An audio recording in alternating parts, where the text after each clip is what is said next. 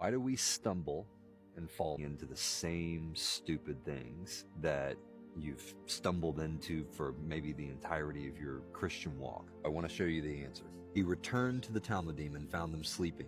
He said to Kepha, "Were you so weak that you couldn't stay awake with me, even for an hour? Stay awake and pray that you will not be put to the test.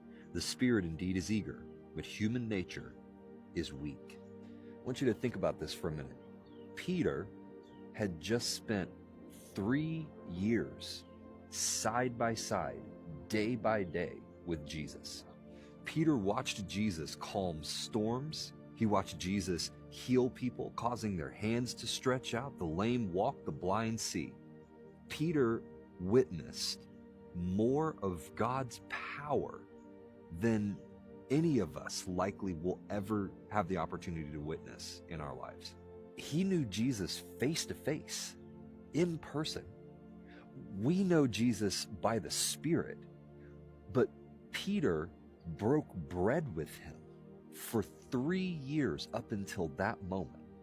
And yet, in one of the most important moments in Jesus' entire life, and it's not like Peter didn't know that this was an important moment. Jesus explained to him what was getting ready to happen. So Peter knew what was happening. All of the disciples were fully aware of what Jesus was up against, and yet they still fell asleep. Here's what this teaches us. It teaches us that in our humanity, we stand no chance against sin, because the human nature is weak. Given the right set of circumstances, we are all susceptible to sin in our flesh at all times.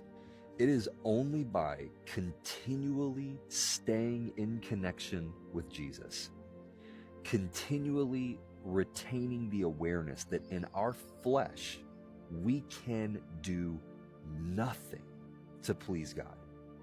There is little to no restraint in this flesh.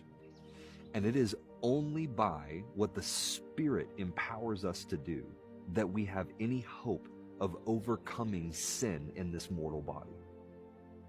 No amount of miracles that we see is going to be compelling enough to prevent us from falling back into sin if the flesh is put into the right set of circumstances. No amount of seeing amazing things, seeing the power of God in your life, nothing that you see with your natural eyes or experience with your natural experience will be compelling enough to overcome the weakness of the flesh. If it wasn't compelling enough, if Jesus in person for 3 years was not compelling enough for Peter, one of his disciples who walked on water, if the miracles that he experienced were not compelling enough for his flesh to be capable of overcoming the weakness, then what hope do any of us think that we have in our flesh? And if there's any part of you that thinks I'm wrong, let me show you this. Stay united with me as I will with you.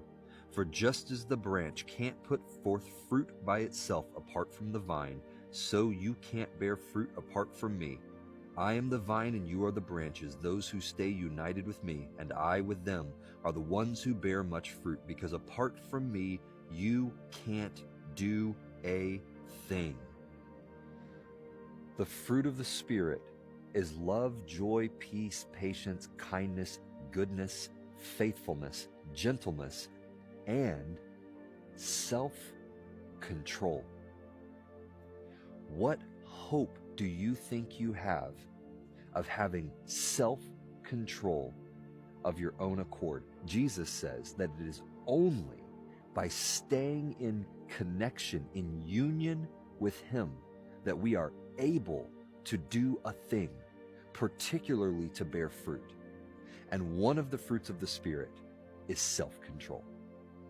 We have no hope of controlling this flesh, of overcoming the weakness of human nature, if we do not remain in connection with Christ daily through prayer, through reading the Word, through communication, through gathering. If we do not remain in connection with Him, there is no amount of self-control in your flesh that you will ever be able to muster to overcome the sin and snares and stumblings in your life.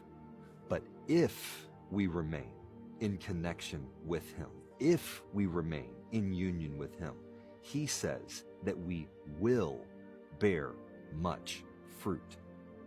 And one of those fruits is self-control. Shh.